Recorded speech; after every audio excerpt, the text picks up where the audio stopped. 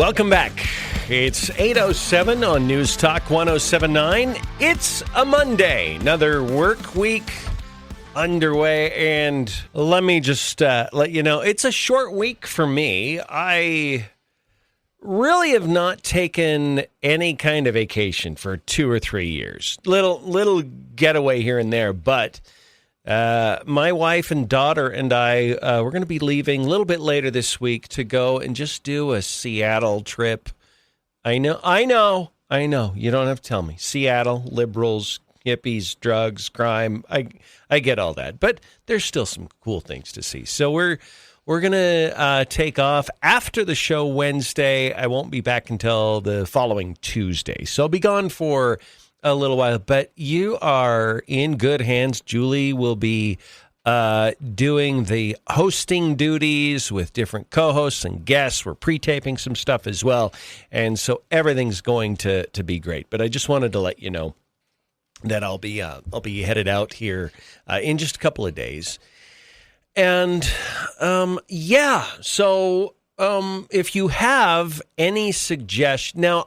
You don't need to say, hey, you should go in the Space Needle. Like, we're doing the obvious stuff. But if there's any, like, hidden corners or hidden gems in Seattle or around Seattle that you would suggest, then I would love to have you send those via text. Still filling out our itinerary of what we're going to do, and we can always change it, too, if something looks better. So I'm openly soliciting your suggestions as I get ready to take off here. Now, having said that, over the weekend, my teenage daughter, she said, Dad, we should go see Michael. That's the movie about Michael Jackson.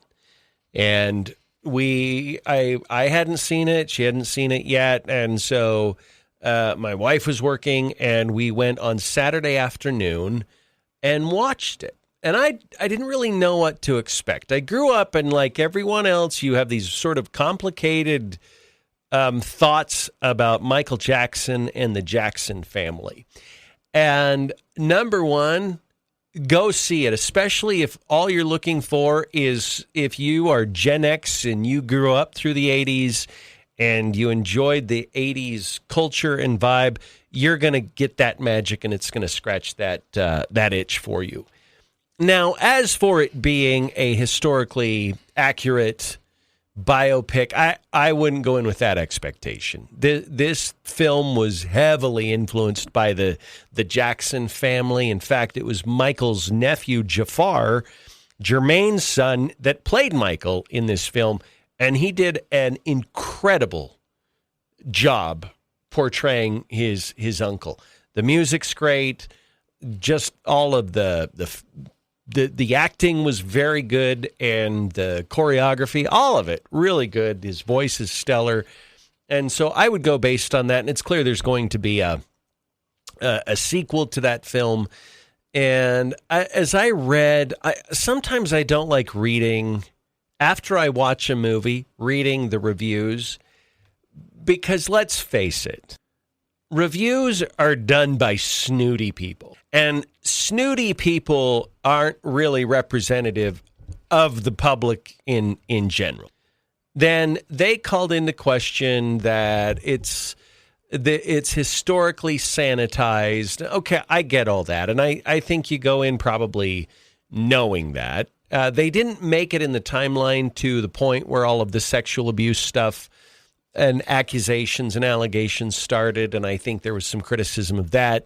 They may be limited based on the agreements they made with the families of what they can portray in that part anyway. So there might be a legitimate reason why there's not going to be a lot of that in the next movie, if and when they get to that. But if you're just looking purely to be entertained for a couple of hours, I strongly recommend that. And we don't do a lot of movie reviews here, but that's one I did see over the weekend that I'm looking forward to. I also am looking forward in just less than 2 weeks, Disclosure Day. Have you seen the trailers for that? That's the Spielberg.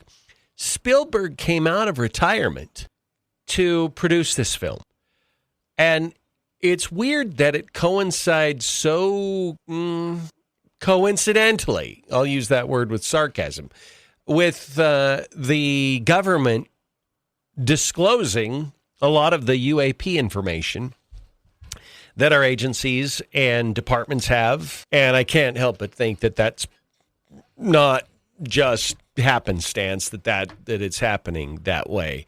But it looks good, and the early reviews, the people who get to see movies before the rest of us get to see movies, they say it is stunning and it's amazing. So I am looking forward to that. I go through stretches with movies where I'll go see 3 movies in a month and a half, and then other times I won't see a film in the theater for 6 months. And so I think I'm going through a little binge right now.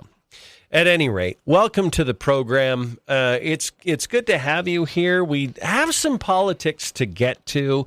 It's interesting when you have Jill Biden dropping a book and talking about her husband and talking about the 2024 election and how that creates and conjures up the old demons that the Democrats have been trying to keep at bay for a couple of years now.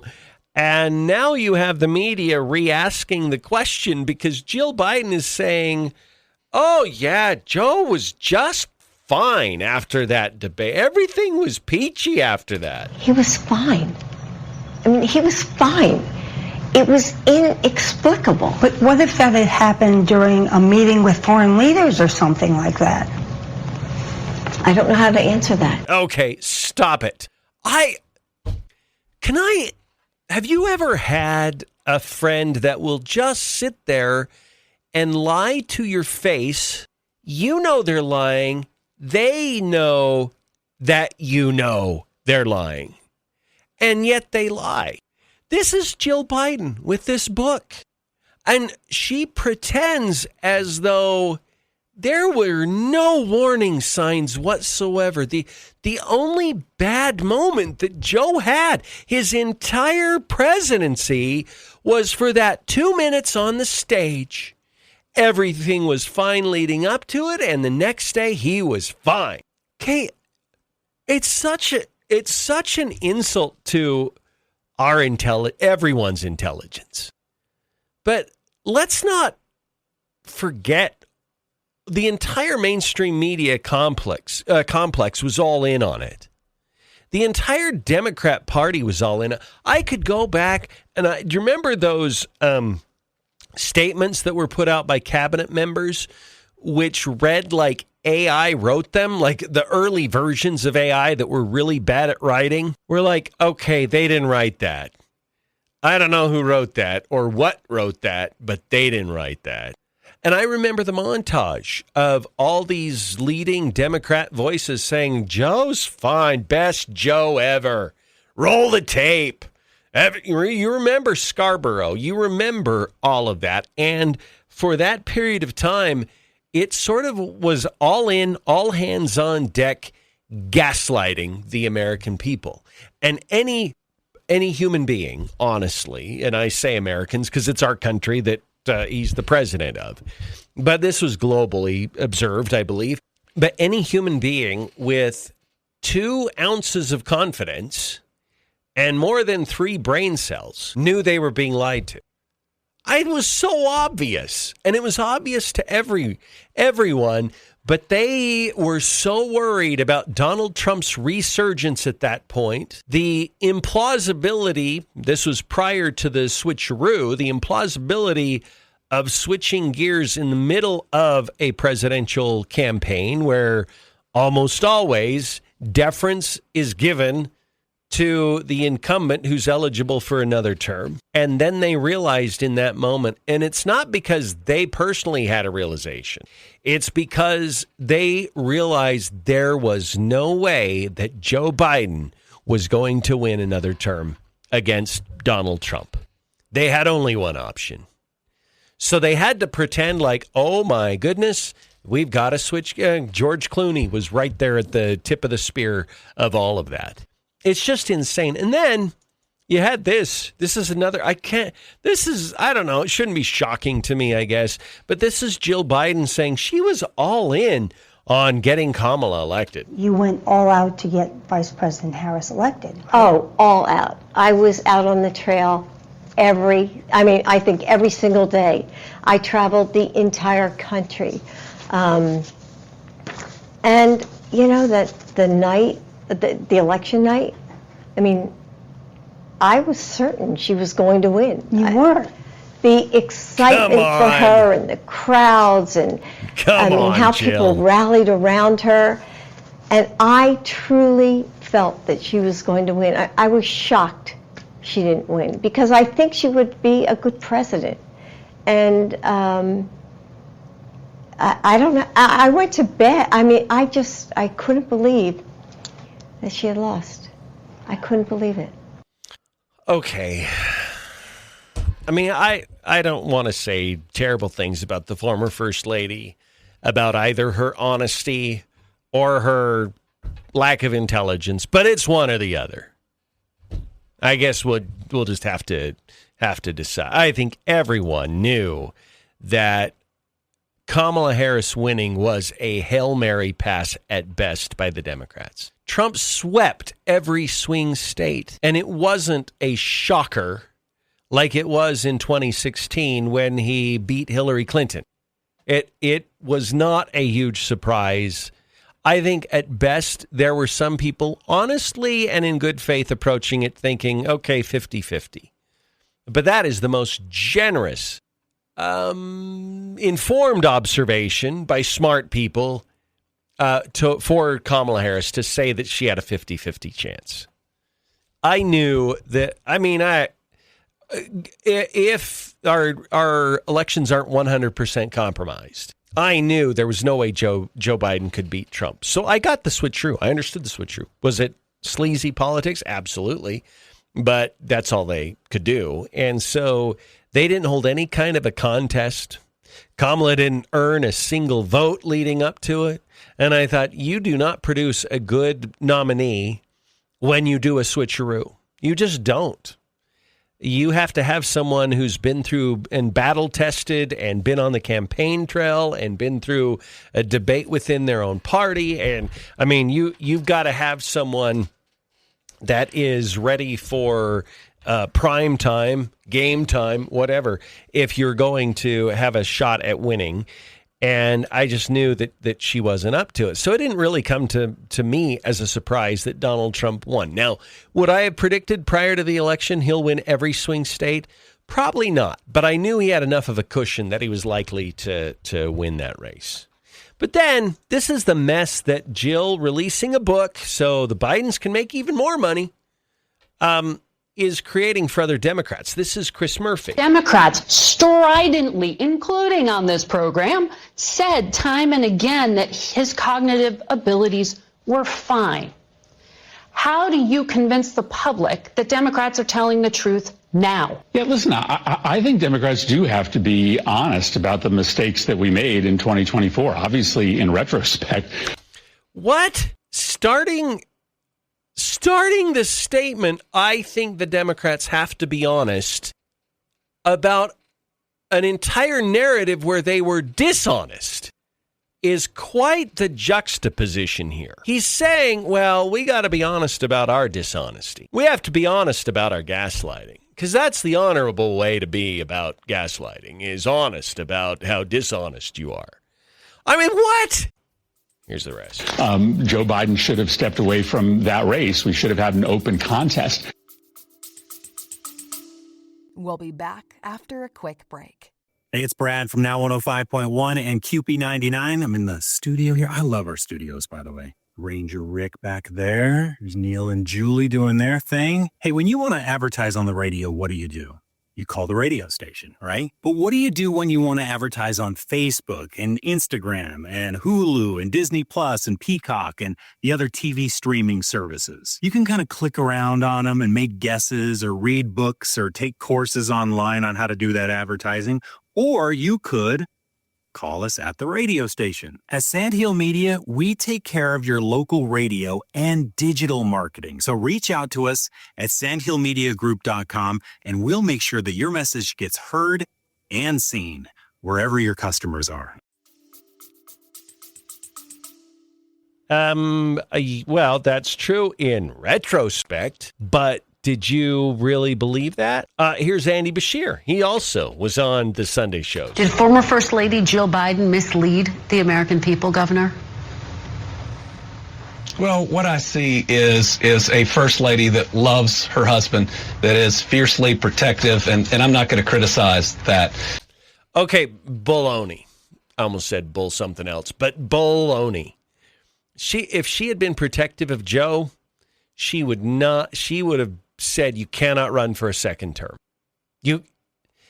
I have long endured firsthand experience caring for a vulnerable adult that you love immensely. And one of the things, and I could cite example after example, I will not, but I could, is you keep them from situations you know they can't handle. And there were times when I was caring for my mother as she battled dementia where there may have been an event or there may have been something to go to, and she was not having a good week, and we would say it's going to stress her out, and she's not up for that, or she's very confused, or she's going to be very confused. You actually look out for him. Jill wasn't looking out for Joe. Joe wouldn't have even tried to run for a second term. That's such a mischaracter. Is there any way for Democrats to not lie about stuff? Is there any semblance of the Democrats who can other than maybe Bill Maher and a handful of others? Mark Cuban sometimes tells the truth. Like, at what point will the Democrats just realize if you keep lying to us, you're going to continue to have the trust issues that you have with the American public? Here's a little more. We were all concerned when we saw that debate. This was a president who governed in a way that helped my state, that helped me bring in a significant number of jobs, that's helping me build a bridge that people said no one would ever build in their lifetime between Northern Kentucky. And he then pivots away from having to address the issue of Jill Biden. He didn't really want to answer that question. He threw it in the, she loves her husband and she's protective of him bin, and then tried to move on. But again, he tried to infer that the only concerning point that we saw of Joe Biden was at that debate in that one moment. Stop the lying. We'll be back. It's 8:25. All right, we're back. That's a quick bumper there. So, hi, Julie. Hi. Sorry, I thought we had a little longer, but it's good. How's it going? I'm good, but I'm really sad I'm going to miss the company meeting this Thursday. No, you're not. Stop it. No, I actually like our company meetings. Mm-hmm. They're all right. They usually are really good about keeping them to 1 hour, and they go quick, so it's good. Anyway, I have a theory, Julie. You can contradict me if you disagree. I think the Democrats are uncomfortable if they're not lying to the American people. Some level of deception. I've never viewed it that way. I guess I've just viewed it, and maybe this is me hoping for a shred of humanity, that they have conned themselves into believing their stuff, their lies. So instead of them knowingly being deceptive, they've just gone to a place of, I don't know, false reality. I mean, these are people who believe a man is a woman and a woman is a man. So I think they live in a sense of false reality. These are people who believe that abortion isn't murder. Okay. I have a much, I don't know if it's a more negative view. Mm-hmm. Now, I agree with you. I don't think they think abortion isn't murder. Did I say that wrong? Anyway, I believe that they don't believe abortion's murder, right? But let's go back to the trans issue. I think they know men are men and women are women. But I think they get a sense of control about forcing you to believe otherwise and say otherwise and to agree otherwise. I think there's a certain psychological pathology with the left that if they can make you believe information they know to be false, then they have some sort of sick power over you. And so part of the reason why maybe they can't help themselves but lie to you is everybody knows that Joe Biden had dementia for pretty much all of his presidential term. But if they can lie to you and make you second guess yourself, and that's the whole purpose of gaslighting, is to destabilize your confidence. They like that because now they know what they're doing and you're in a confused state. So I think it's a way for them to exert power over you by keeping you in a confused state, and they're completely knowledgeable knowing that. Yeah, I could be open to you making that argument to me. I guess I just haven't viewed it that way, but could it be that way? You bet. Like, do I think that that's a potential? Sure. I also think that the thing that they project upon people who follow Trump is exactly what they have done. You know, their guy can do no wrong. Even though he's hiding in his house, he's calling a lid after 2 hours. His people are telling you that, well, he's really best from 10 to 4 every day, but that's it. But if Trump can't solve a war in less than 3 months, Trump's the one who's mentally not stable. Yeah. Well, that's always rich when you have people on the left calling Trump's mental competency into question. I thought, do you think we just forgot 2020 to 2024? They hope you did. I think Democrats actually hope you did. And maybe there's some truth. Maybe some people have. Maybe some people have sort of moved on, and that's just a vague memory now. So they can, at will, just call Trump's mental state and mental competency into question. I don't know. I do believe, I mean, I'm not a Democrat. I don't hang out with Democrats, so it's not like I've got a great hold on what their everyday conversations are. But I do believe there are probably lots of Democrats, well over half Democrats, are like, why is she doing this? Go away. Stop talking. You're making it worse. You're causing problems. We're trying to find somebody to run here, and Kamala's our best bet, and you're up there saying that, oh, of course she was going to win. You're just making it look worse. Yeah. Because people are remembering how bad she lost. But here's the thing. Why would Kamala be more likely to win in 2028 than she was in 2024? Oh, she won't. But the fact that she is the one that they keep pushing forward when they try out all these other people and they're not good enough. Tells you how shallow their bench is. They've got no one. They don't have anybody. They don't. You know what, though? I'm still going to make a prediction right now. I still think it's going to be Gavin. I think it will be Gavin, too. That in the long run, I do. I don't think that's great for them. Yeah. And the reason why but it's nobody's great for them. That's their problem, is that there's not anybody. So the reason why I think there are some people that still have hypothetical Kamala that I don't know what they see, but they see someone who could be the president of the United States. It's sort of the version they tried to cultivate initially in 2016, and then they tried to sort of revive that version of her in 2024. Once you see them close up under the bright lights and they're scrutinized every day, they crumble, and she crumbled. So under the bright lights, she crumbled. But you also have those people who vote just off of like behavior of the candidate, right? And what did they make fun of Kamala all the time? Word salads and cackling. Yeah. Those were her two things. Secondarily to all of that, people believe she had a substance abuse problem, and that's why she was doing those two things, right? Yeah. You ask people to explain Kamala, that's what they're going to say about her. Yeah. Everyone needs to understand Gavin Newsom is no different. He does these weird shoulder shakes and hand movements, and he's back and forth, and hands going back and forth, tilting his head back and forth. It almost like it's like a weird version of Tourette's. I don't know what he's got going on. Yeah.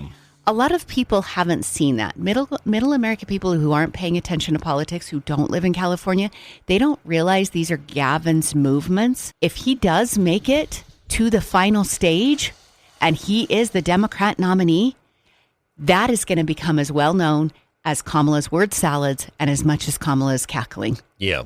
Because it's bizarre. It is weird to watch.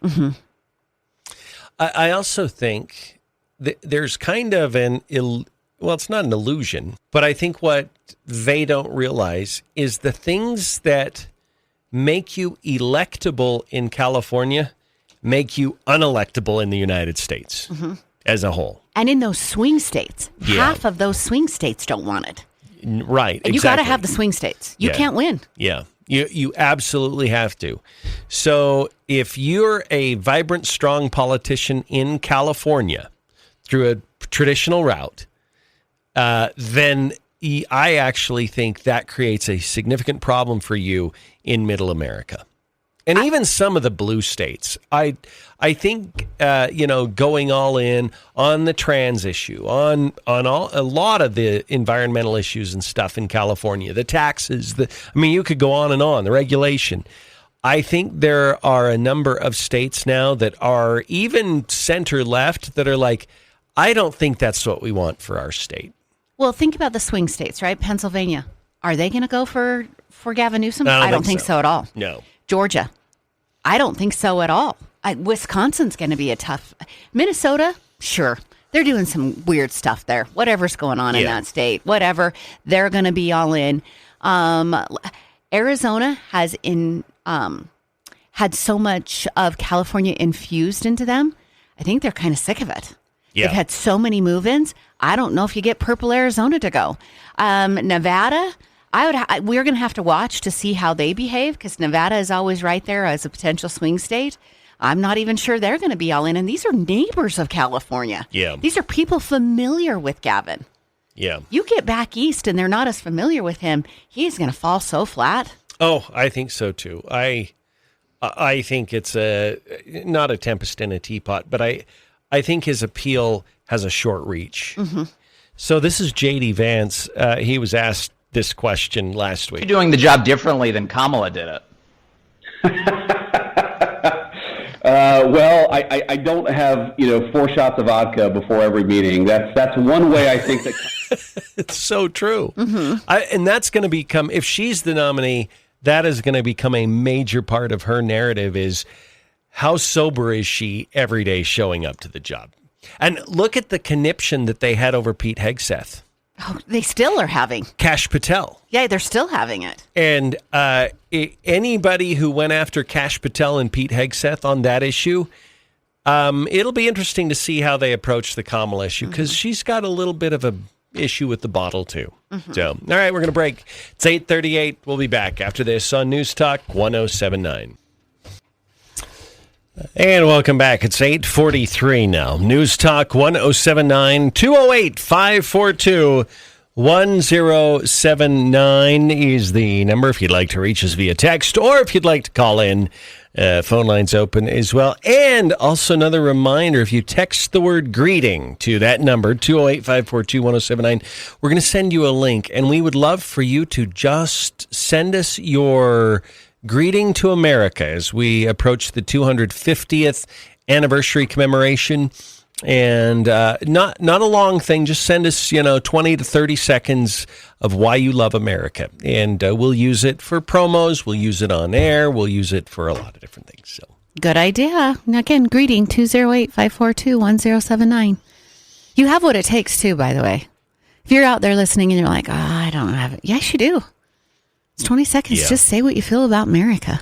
You know what else you could do? Just say your name and where you're shouting out from. Like, I'm Bill from Manan, and I love America. Bay Salt or whatever. You needed alliteration? Something. Okay, we'll do Mark from Manan, Bill from Bay Salt. Paul from Pocatello. Sarah from Snake River. There we go. Aaron from Arco. I bet there's so many names Aaron in Arco. But anyway, okay, Julie, I'm tired. Part of me wants to do a flash poll where we ask our audience, which of the Democrats do you think is most likely to become the nominee? And then there's part of me that has no interest in doing that flash poll. Because I think it's either Gavin or Kamala at this point. I mean, they keep floating Buttigieg. Why do they keep floating Buttigieg? Mm-hmm. Well, because he talks well. Because they've got a whole bunch of candidates that don't. Yeah, but he never gets any traction. Like you're picking the lesser of evils here. You've got Gavin, who has a horrible past, so many things he's going to have to overcome, especially his leadership in California and his weird behaviors with his arms and his shoulders and his hands. So that's a no-go. You've got Pete, who at least looks normal in front of the camera, right? Kinda. Yeah. I mean, as normal as they've got. Yeah. Because Kamala's not normal in front of the camera. He does look like Alfred E. Newman a bit. He does, but at least he can talk. And he's not making you ill by his weird movements and everything. He doesn't have a distracting appearance. Yeah.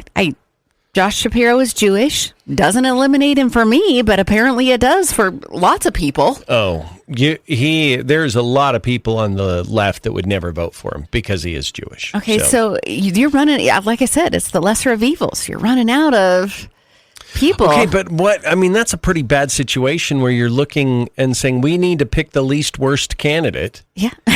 Meanwhile, we've got really good options in the Republican Party. I think DeSantis is great. Rubio's great. Vance is great. Bessent? Yes, Scott Bessent is another one.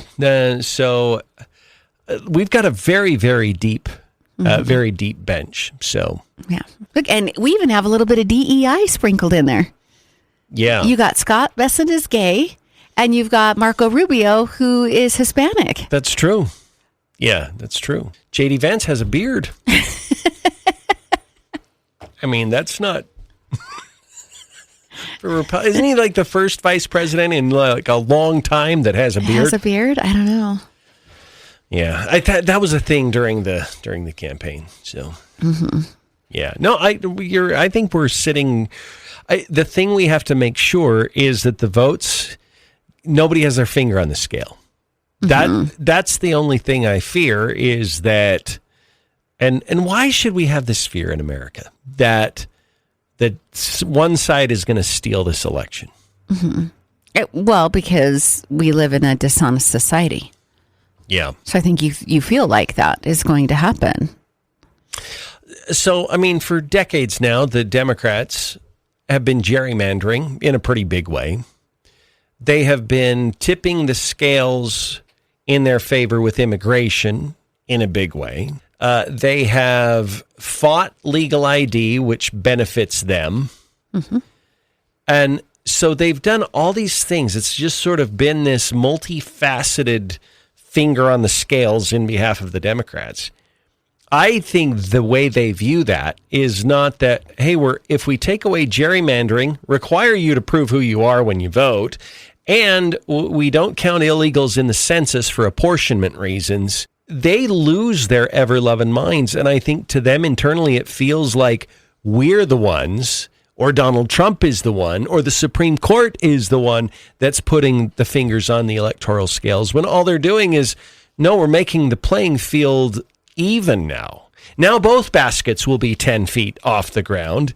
Now, 5 players will be on each side. 5 players on each side. Both of you will be held to the same standard when it comes to traveling and fouling and double dribbling and everything else. And so if you've been able to cheat for a long time, equal enforcement of the rules suddenly feels like you're being attacked. Yes. Yeah. And look, the narrative works for them a little bit. There's plenty of people on the left that believe the Supreme Court is compromised. I don't know how they do that, because the person that you put on the Supreme Court doesn't even make legal arguments. She can't put a full sentence together that makes sense. So if you're upset about the way that the Supreme Court looks, you have nobody to blame but yourself, because you don't have somebody legendary on there. Yeah. Well, that's true. And I mean, it's sad times for them. What do you hope to see with the Supreme Court over the next 2 or 3 years? Obviously, Ketanji Brown Jackson is there for a long time. She's young. I think Sonia Sotomayor, there's no way she's going to retire. Not in this environment. They don't want to give Trump another opportunity to replace a left-winger with a constitutionalist. So I think all 3 of the libs are in it. They're going to stay. And part of me hopes that Clarence Thomas will retire, because he's getting very close to that age where he'll either have to retire or he passes away. And then we don't, if a Democrat gets in, we do not want to lose that seat back to a liberal. We've got to play this correctly here. It's the same problem they had. There are people that are still mad at Ruth Bader Ginsburg that she didn't retire before Trump was elected. They really thought they'd have it, though. They did. They really thought Hillary was going to win. Yeah, and had they known, I'm sure that that she would have retired. But yeah. It would be interesting if following the November election, if pretty quickly, depending upon how the November election turns out and how the balance of the Senate and the House end up shaking out, maybe Clarence Thomas retires 2 or 3 days after the election, and they try to get somebody in before the end of the terms of the senators that currently exist. Yeah, that could be. You do have that window of time. That's true, and where you only have to get to 50%. Yeah, that's a good. They might utilize that window of time depending upon how the Senate ends up looking. Yeah. If the Senate looks fine, they got time. Yeah, they don't need to utilize the window. Yeah, it's true. So a while back, and I don't remember who floated this idea, but they wanted to put a cap on the age for Supreme Court justices. I think it was 70. And it just becomes mandatory that you retire when you're 70. And I don't know that they thought through the practical application of that. Does that, number one, you'd have to parse through, is it retroactive? If you have a Supreme Court justice who's 74, do they have to retire? Or are they grandfathered in so that, and it only applies to future? What will happen at that point is you will get presidents that won't appoint anyone over the age of 50 to the Supreme Court. So you're going to have less experienced jurists knowing that we've got to get somebody in there that we're going to have for at least 25 to 30 years. You can't waste this pick. Yeah. It's like first round draft pick in the NFL. You can't waste the pick. Yeah. And so I think what'll happen is that you'll end up bypassing good candidates because they won't have enough time left to be on the Supreme Court. And I think that's a bad look. All right, 8:53 News Talk 107.9 208-542-1079 if you'd like to join us on this Monday morning. All right, it's 8:55 News Talk 107.9, a Monday edition of the Neal Larson Show. If you'd like to join the program, 208-542-1079. And let's talk about the 4-step lawn program. Julie, I am all caught up. I have steps 1 and 2 down. This rain just over the weekend was absolutely beautiful. In fact, I went out to my garage. I turned off my control unit on my sprinkler system because we just got good amounts of rain. So I'm just going to let it sit for a couple weeks because I think the lawn will be fine. We don't have scorching hot weather for a little while either. So I think we're good. But I'm just super excited to see what the 4-step lawn program, along with the moisture that we've received, along with the weekly mowing, all of it is going to do for the lawn. Yeah, you can get caught up too. Don't feel like you're behind. You could do step 1 and step 2 within about a week and a half of each other. Then you're right on track. And the other steps come later on in the summer, and then you do a winterizer right before it turns cold. So you could be completely caught up. So don't feel like you're behind. The rain gave you a good little pause on greenness. Yeah. So go get the 4-step lawn program and get step 1 and step 2 applied. Okay, Julie, I will probably be gone, but if you talk to somebody about weather or water, I'd love to know how much the rain over the weekend helped. Our water situation, because we broke a record apparently, and a historic record. I can't help but think that I don't think it filled everything, and I don't think it half filled everything, but I'll bet it's a few percentage points better after the weekend rain. I bet so too. Yeah. So good. Anything. We'll take whatever we can get. Can I get a little religious for a moment? I think it was a miracle. I'll be honest with you. I think a lot of people in this region have been praying for rain to come, and I don't think it's a coincidence that we saw just the steady continued downpour for probably 30 hours of just good, steady rain in the region. Yeah, but not so.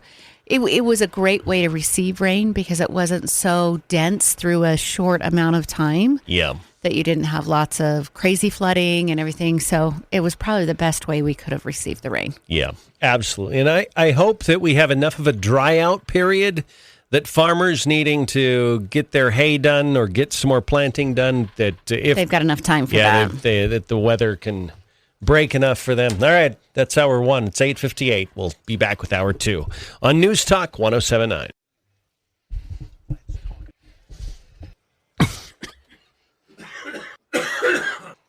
All right, welcome back. It's 9:07 on News Talk 107.9. Did you have a momentary moment over there where you were about to die? I swallowed wrong, and we cut the first 3 milliseconds of my cough in the mic. So anyway, welcome back. 208-542-1079. That's the number if you'd like to reach us this morning. Let's go to our digital mailbag, also known as the text line. Okay. Why would Jill need to look after Joe Biden at all? I thought nothing was wrong with him.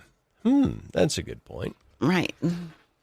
The Democrat Party has a problem finding someone because they have a platform problem. You could put Donald Trump on that side with that platform, and he'd be just as bad as the rest. That's a really good point. Sometimes it's your good ideas that are half of your campaign. But when you try to defend, it's like putting lipstick on a pig when you try to defend a bad set of ideas. I can see that. I mean, this is plaguing Gavin, right? Because he's had bad fiscal management of California. We just had the weekend where the transgender athlete beat the girls in the 2 track and field events, A.B. Hernandez. That's a kind of a black eye across the United States. He thinks it's awesome there in California. It's not great across so it's a platform that you can't get behind. You know, bad fiscal management, men interrupting women's sports. Like, I don't know. Yeah. Doesn't work out so well for you. No. Being soft on immigration, allowing taxpayer dollars to go to immigrants. That's happened repeatedly in California.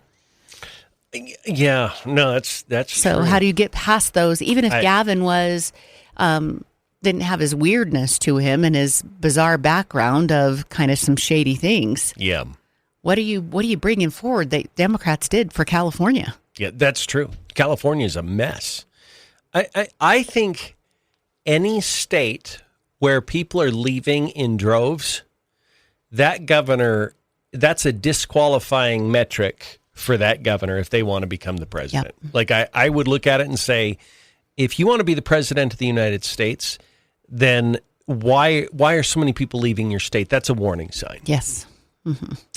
Someone said, do not overlook Rahm Emanuel. Okay, let's talk about Rahm Emanuel for a moment. Rahm Emanuel is a good example of a guy who used to be far left, but is now considered centrist, kind of mainstream, also kind of a washed-up has-been, to be honest with you. He's kind of an Obama holdover, and I don't think people look at Rahm Emanuel as a viable candidate, even though he probably would make a better president or nominee, I should say, than any of the current crop that they're examining. Yeah. I again, going back to the text that you read before this one, don't overlook Rahm Emanuel. Okay. What is he going to run on? Well, he hasn't been in the public consciousness for years and years. Yeah, and the stuff that the Democrat Party is getting headlines over, if he's moderated, what are you going to run on? Yeah, that's a great question. Someone said, so who do you or your co-host think would make a good Republican vice president? So let's say I would take either combination of JD Marco or Marco JD. DeSantis, I think you never count out Ron DeSantis. I think that he's still very, very viable. He's not taking up a lot of oxygen because I think this JD Vance, Marco Rubio duality is kind of taking up a lot of the room right now. But I still think DeSantis very well could be a presidential or vice presidential prospect. I think DeSantis without a Trump White House looks really good in a cabinet position. Yes. And so that's where I would lean as far as DeSantis right now, putting him in a cabinet position. I think he'd do amazing work there. And then as a vice president, I don't know, both you and I really have been impressed with Scott Bessent. Yeah. And I think he'd be a great vice president if maybe JD says, hey, I'm not running. I'm going to stay home and be a dad. He's got a baby on the way. Yeah. And so it could be Marco and Scott. I don't know, something like that. But yeah. What's kind of cool about this is we have a lot of guys that are young enough, even if there is a gap, they can return down the road. And a lot of people like, not Rubio anymore, but certainly J.D. Vance and DeSantis, I think they're both still in their 40s. So they still have 30 to 40 years of political life left in them. Yeah. So the bottom line is it's looking really good for Republicans right now.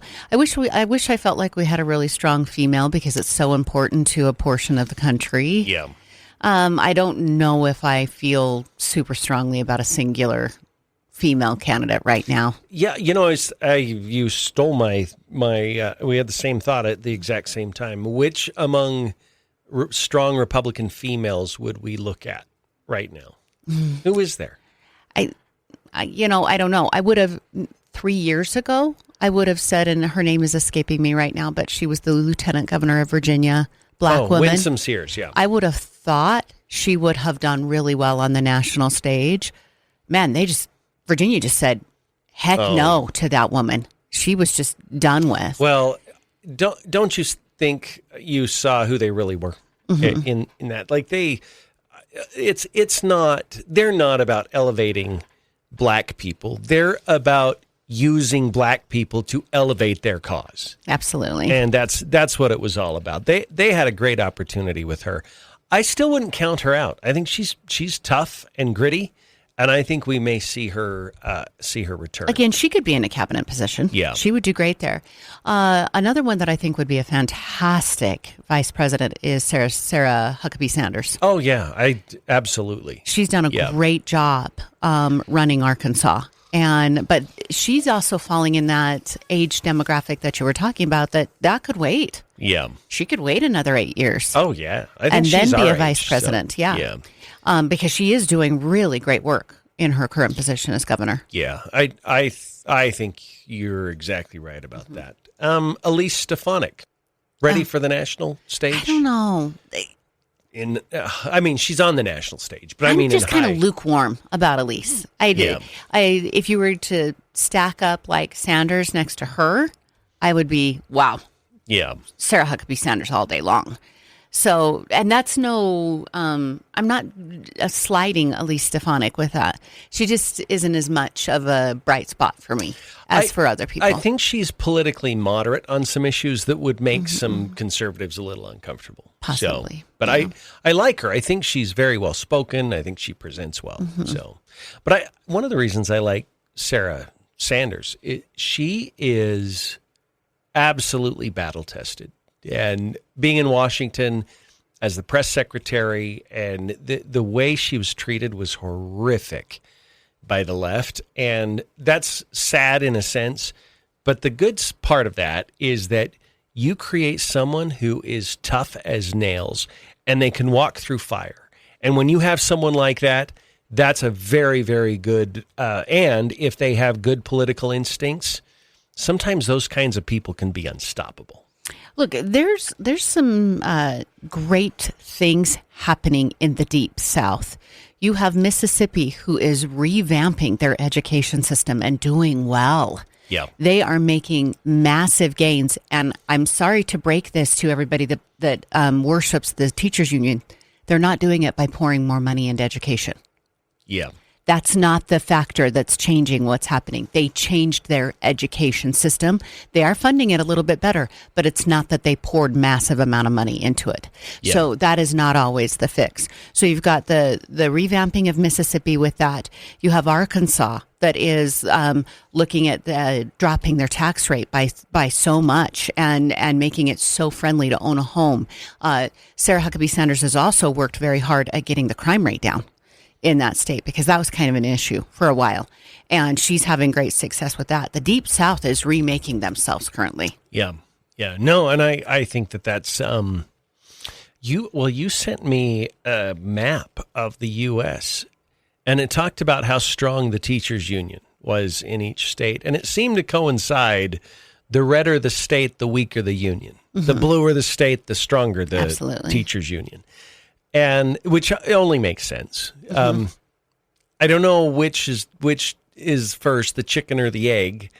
Does a teachers union make the state more likely to be blue, or does the blue state just give favors to the teachers union? A little bit of both. Yeah, I think it works both. Mm-hmm. Works both directions. But when I look at that, can we talk for just a moment? Speaking of education, you triggered something in my mind. And I think it was Senator Ruckty that put out a social media post over the weekend about how the Department of Education's not putting out the information about the House Bill 93, the tax credit. Okay. He feels like they're hiding information on it. Which, okay. I mean, I think in one regard, they're going to play this game. There's another part of me that says, look, this is a new program, and it may take them a while to compile all of the data and to present it to the public in a usable form. So I think I don't remember ever hearing that there was a deadline that they were going to put out all of this information. Right. It's just they demand more accountability. I think they're going to find every possible way they can to undermine and erode that particular program. Mm-hmm. Now, I say that, and we like James, but here's what I would say to them. Do you remember when Attorney General Labrador was first elected? He tried to find out how these daycares and child centers were using federal COVID money. And there were blockades being put up left and right. They were refusing to turn over their records and to turn over their documentation. And even to this day, I don't have it in my memory how all of that turned out. But these people that are demanding transparency for a $50 million program, which does sound like a lot, were silent on the allocation of hundreds of millions of dollars through I think it was through the Medicaid program. Where were you? If government accountability is now all of a sudden your priority, are you going to apply that same scrutiny to every single program? Are you going to apply it to public education? And when schools fail, you demand to know, why did we send all this money to this school and they continue to fail? You better be consistent with your accountability, or people are going to lose trust that you're actually being genuine about this and not just being partisan and petty because you don't like parental tax choice or the tax credit. I couldn't say it any better, because this is accurate. I want with that program for the ability for people to see it's working. And the only way that's going to happen is if they're transparent with it. So I'm all in on transparency. I think kids deserve something different and something better. I think that and better for some kids is public education.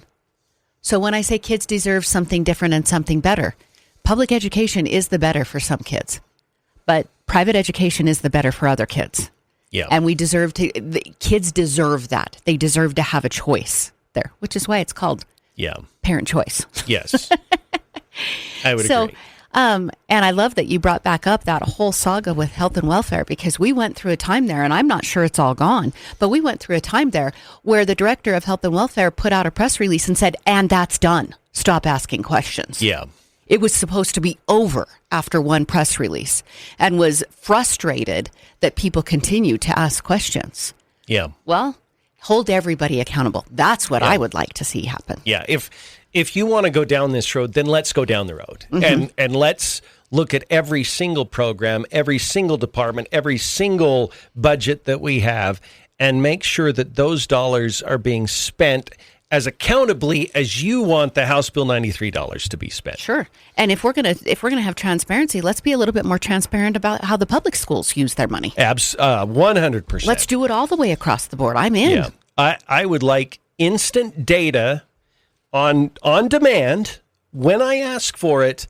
How much money is being spent in administration and how much money is actually making it to the classroom and to the kid? Mm-hmm. That's what I want to know. The thing is that we would love transparency in everything. I'd like our law enforcement to be a little bit more transparent. We have been big fans of what the Secretary of State has done with the website, making it so accessible to understand where the dark money is coming from, as accessible as he can make it. Like, transparency is great. I'm all in on it all the way across the board. But if you're going to start complaining about one specific program, be legitimate and want transparency everywhere. Yeah. No, I think we should. There's also a companion to the accountability attack, and it's actually a red herring about this money's not making it to the poor families, that it's wealthy families that are taking advantage of the tax credit. Well, first of all, it was never designed to be a wealth redistribution program. Mm-mm. This was not about taking money from the rich or from the treasury and making sure poor kids got it. This was about parents being able to have choices with their kids. And I think that it was where they looked at all of the applicants, and families that had smaller income, they actually got first priority. Mm-hmm. But I think what happens is that a lot of times families that are wealthier are probably more on top of the opportunities to take advantage of tax credits like this. So I don't know what the numbers are. Quite frankly, I don't care what the numbers are, because the whole point of the program was not a welfare program. It wasn't about redistributing wealth. It was about giving families options, and there was some deference to families that made a little bit less, but that wasn't the prime purpose for it. So stop creating this standard that was never part of the legislation when it was passed in the first place. Well, I would also say advocating for good education for your child isn't an economic issue. Agreed. You can be of a lesser economic checkbook, have a smaller bank account balance, and still advocate for your child, and have a large bank account balance and still advocate for your child. Yeah. No, I agree. But I do think this isn't going to stop. And I believe, and I don't know what created this parental choice derangement syndrome. Mm-hmm. But it does exist, and they don't want any family to have any alternative to the standard government program. Mm-hmm. It reminds me of other nations where they don't let you have a different choice. Yeah.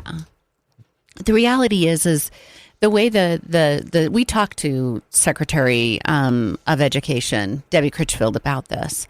The funding model is based on population. How many kids show up to the school? How many butts in the seats? Mm-hmm. If those rear ends go somewhere else, you make less money. Yeah. That's a hard pill to swallow for public education. And I hate to bring like the negative part of this out, and people think, well, you do think that's all it's about, money. It's a business, you guys.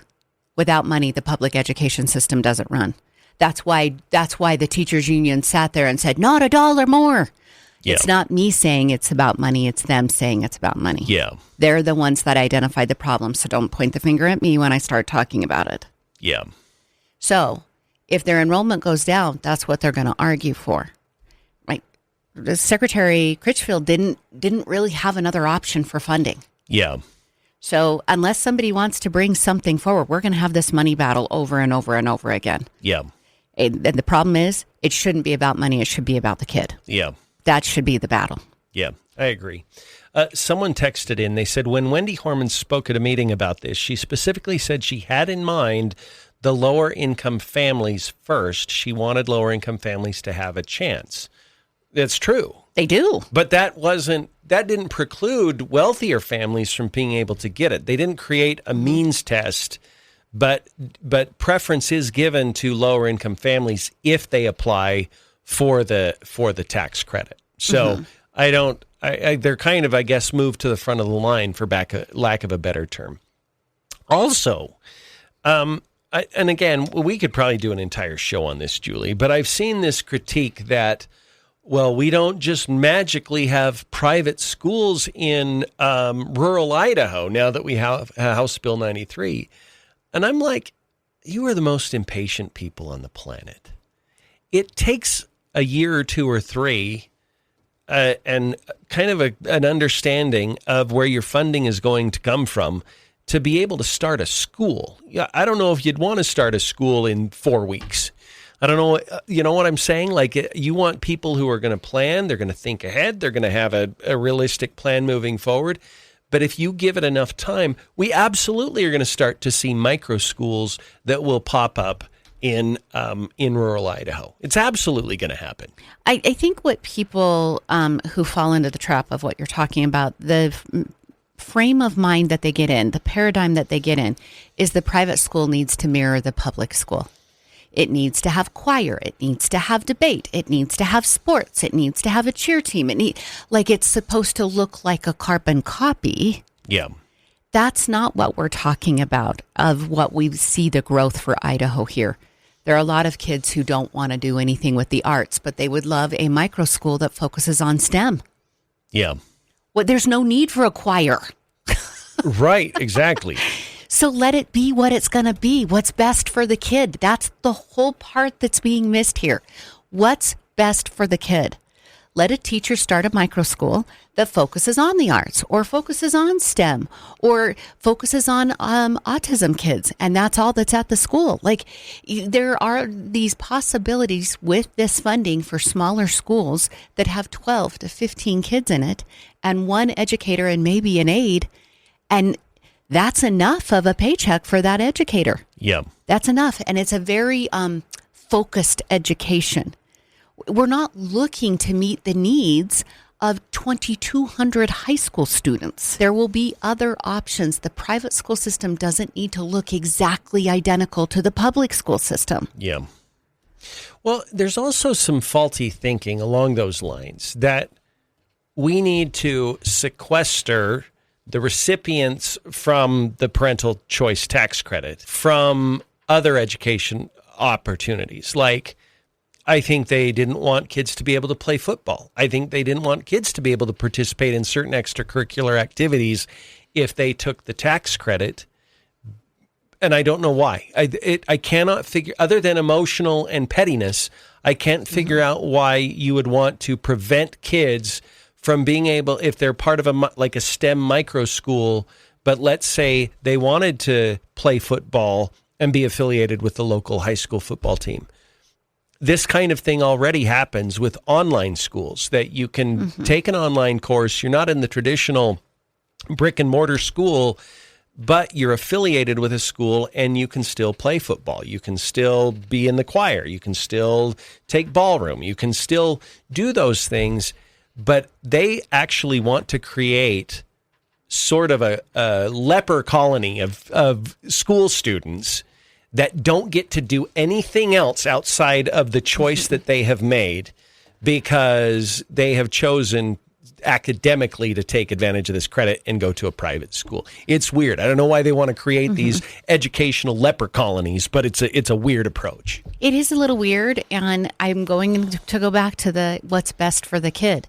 Because for some kids, it will be to just go traditional and be part of, be a 3-sport athlete or whatever. Good for them. That's awesome. Yeah. For some kids, they'll want to transfer to a different school, and because they've got a really thriving drama program.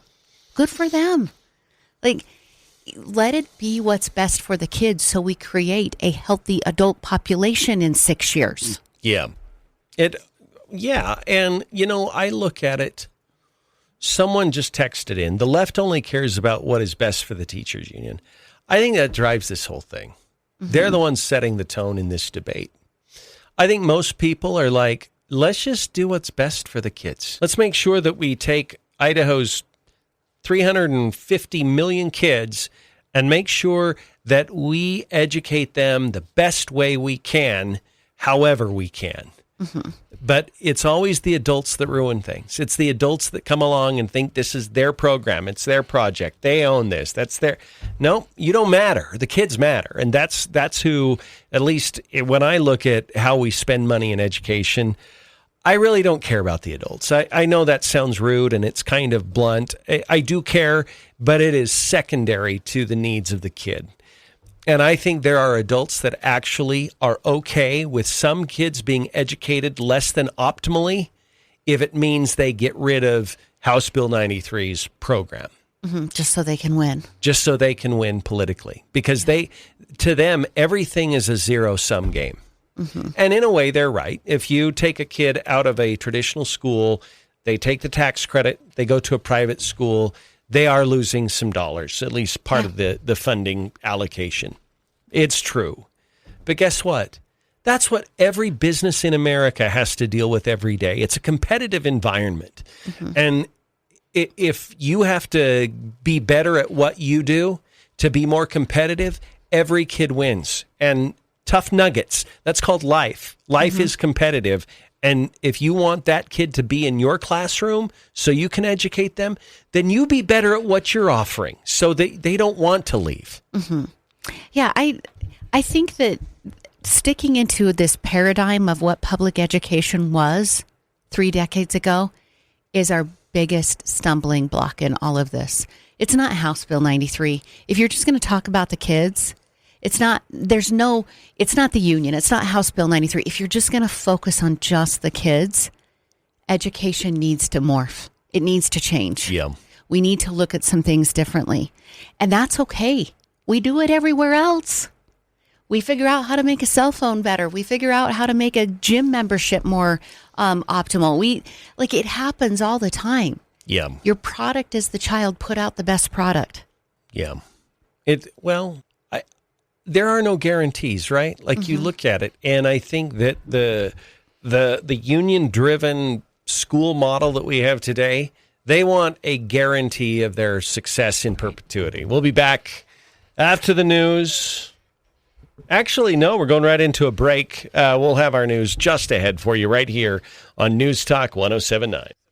Sorry. Suspending talks with the U.S. So Steve Yates was on explaining part of it. Oh, okay.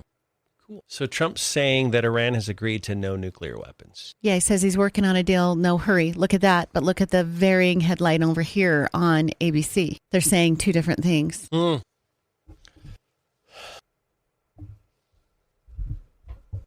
Hi, everyone. Hi, all. So D91's going into federal mediation, huh? I didn't know this. This text is news to me. Yeah. Okay. You know what? Let's just go. G with the double F Jeff. That's my exact. I just had this conversation yesterday. I went to a wedding. A couple of people that I graduated with got married. So there were several people. It was like a little mini high school reunion, and we were chatting.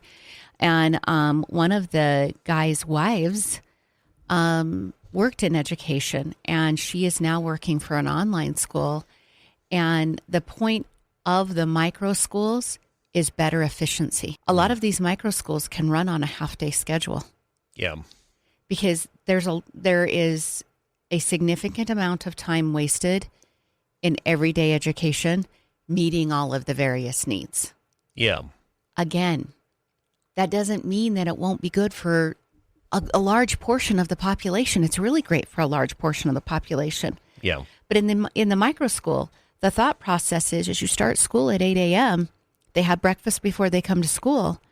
You work a solid 4.5 hours. You send them home at 12:30. There might be a snack in the middle or at 1 o'clock, and then they go home and have lunch. And their day is not 8 hours. Yeah. Like that's part of the point is that get them back home. That doesn't work for every mother. Some mothers work. It's a 2-income household, and so public education is better. There is a place for public education. When we have these conversations, I think you and I get lumped into this. They hate public education. No, we don't. Yeah. Both our kids went through public education. Right.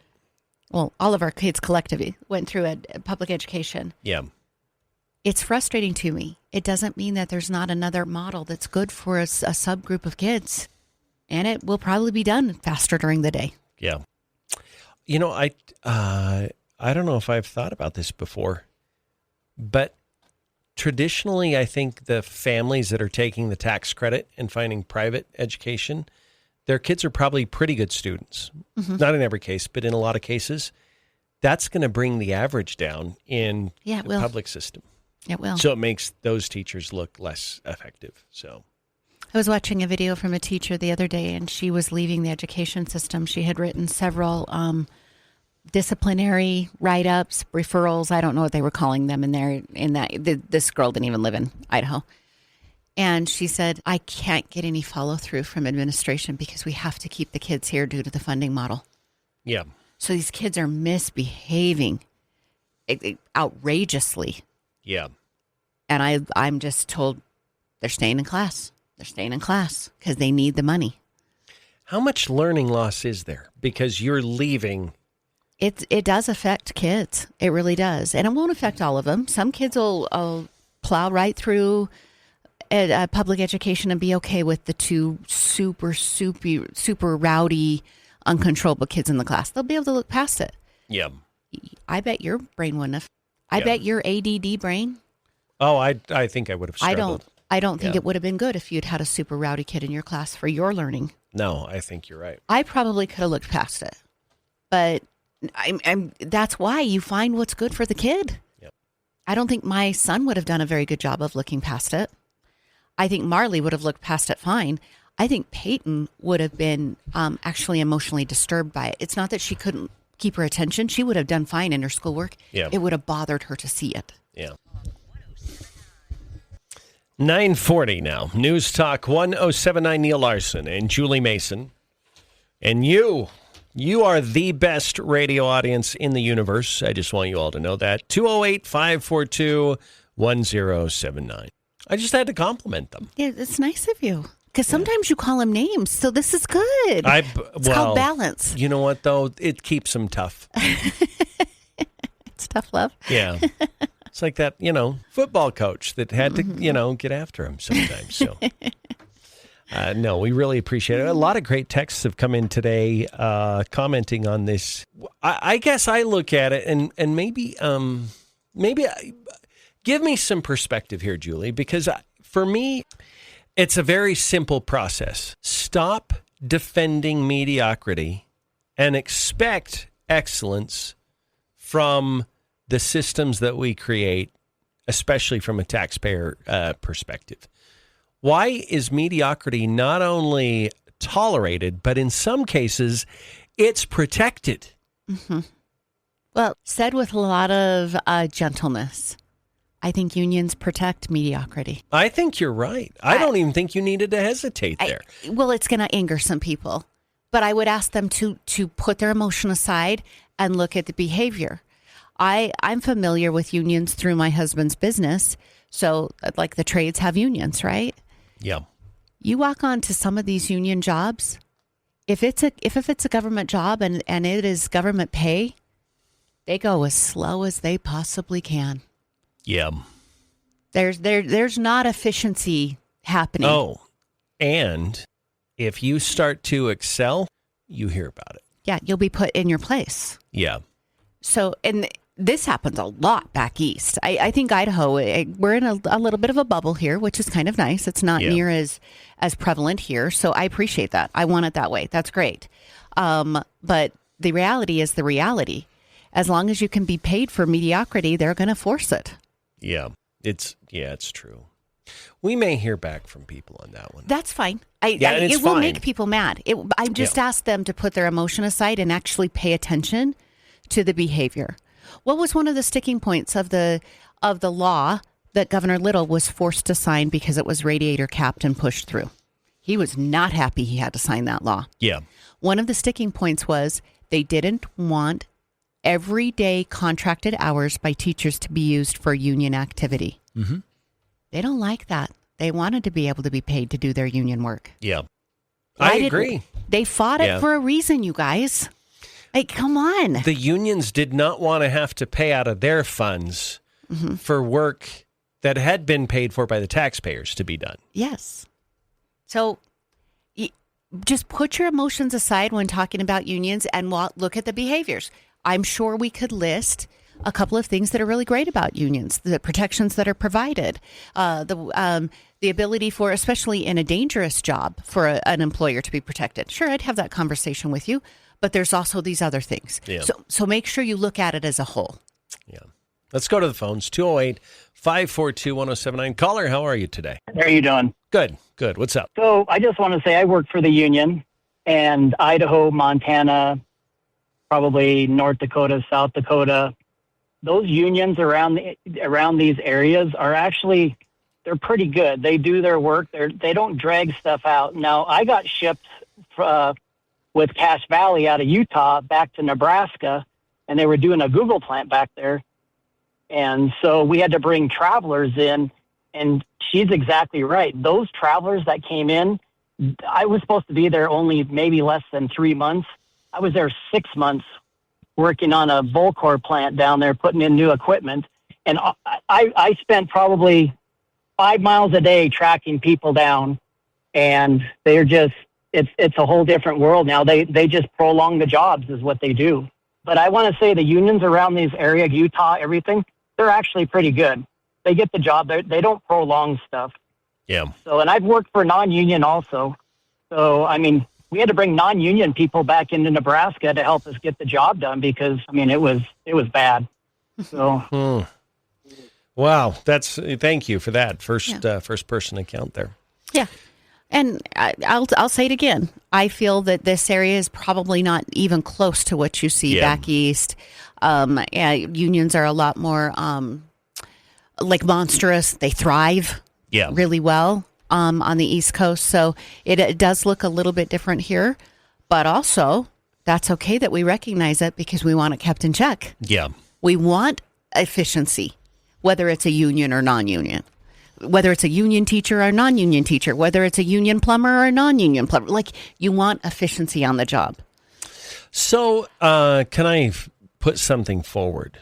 And I have seen this sentiment expressed before. I think it's worth a discussion. Should public sector employees be able to have unions? And that means teachers and cops and firefighters.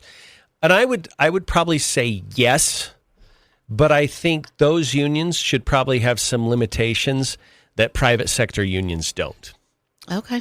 Because I don't think that publicly funded positions like teachers and police should be able to become super politically active. Okay. If that makes sense. Totally. I get it. And there are good reasons, good conflict of interest reasons why you could put that limitation in place. Yeah. That's going to be tough because there's so much money that changes hands that's going to be fought. If you tried to put a legislative restriction in, wow, can you imagine the battle? Oh, it would be a huge battle. I think some what am I trying to say? Some professions probably almost have to have a union because the union has just become part of the way they operate. So I don't think politically you could abolish firefighters union, for instance, because that's such a part of their culture. So I wouldn't even try to do that. But I do think you have to look at is it clear when you're a firefighter if you're on the taxpayer's dime or if you're working for your union? Or if you're working for a law enforcement agency? Are you on the taxpayer dime? Is there a clear line of delineation between that and work that you do for the union? I think, I'll be honest with you, when it comes to the teachers union, I think that line got really, really blurry sometimes. I would agree with that. I would agree. What I'm asking for in this whole entire conversation, and it actually fits into what you just said about it being blurry, is that you've got to put your emotions aside. Stop fighting it like it's a Super Bowl win. Yeah. Like, if you'll put your emotions aside about unions and understand the benefit that they can bring and the negative parts of it, and if we could get everyone to approach it that way, I think it would be a pretty good working system. Yeah. But that's not where we go. We've got the teachers union infusing campaigns. We've got the police union, endorsing every stinking race that existed in Idaho. Mm-hmm. Like that starts to get a little, you start to question, what kind of deals have been made? Yeah. Now, I'm not saying they were, but when you do it makes you wonder. Yeah.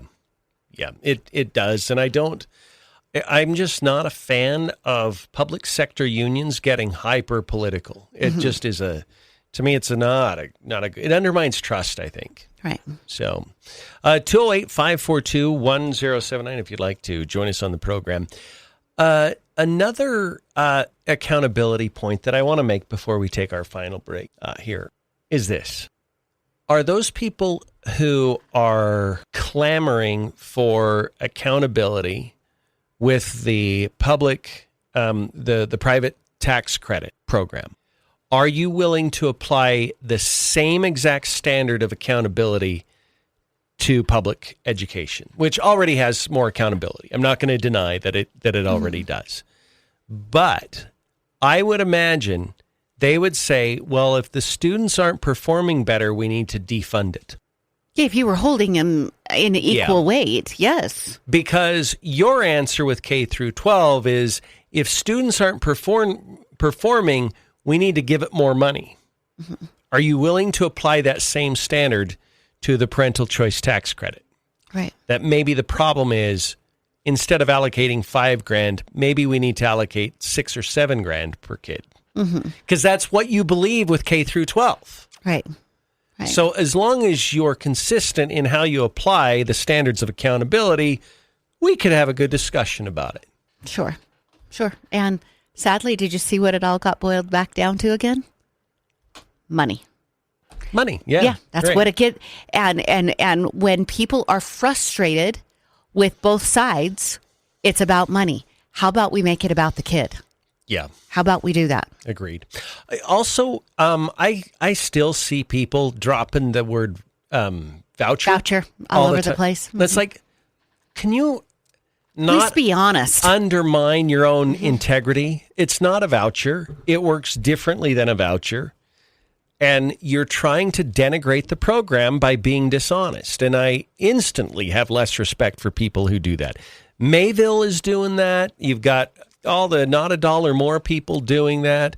And I'm like, stop it. That's not what this is. The families are not getting vouchers for public education.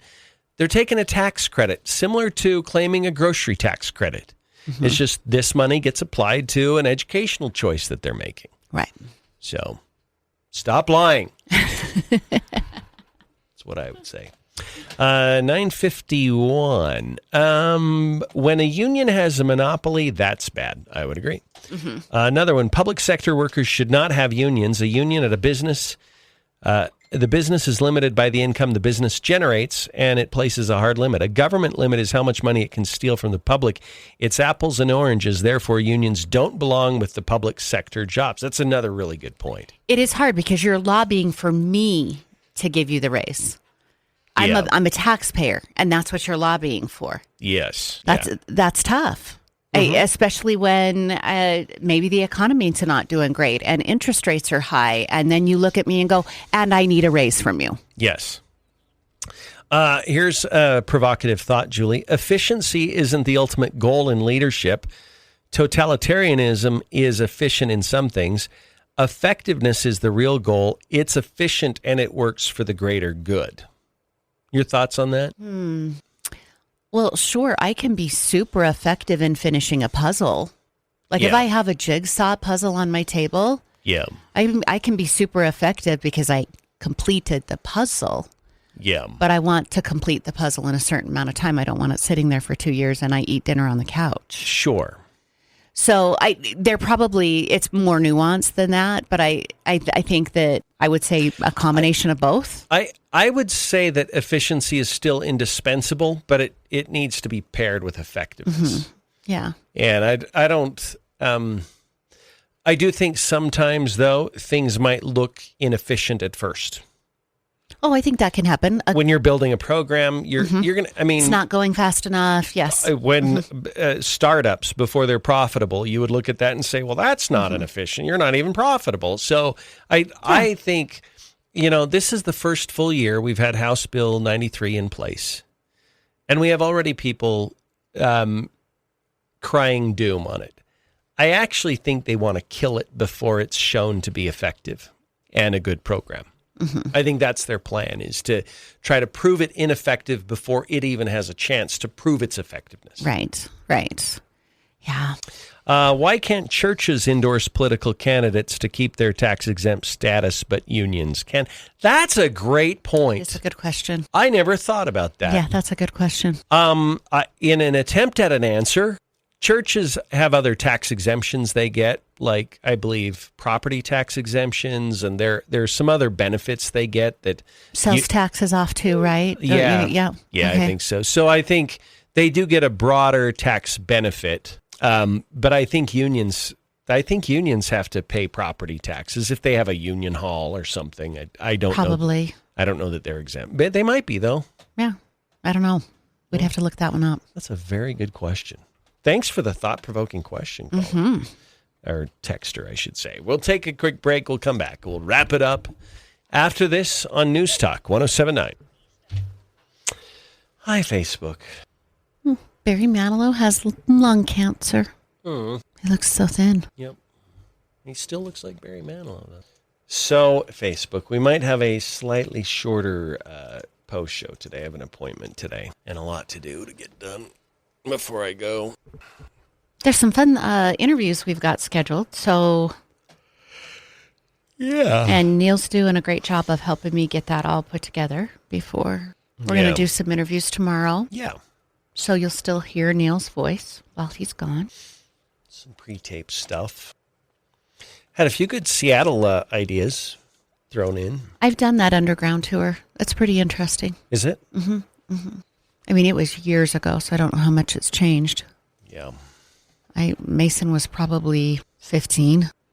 He's 32. Yeah, that was a minute ago. Here we go.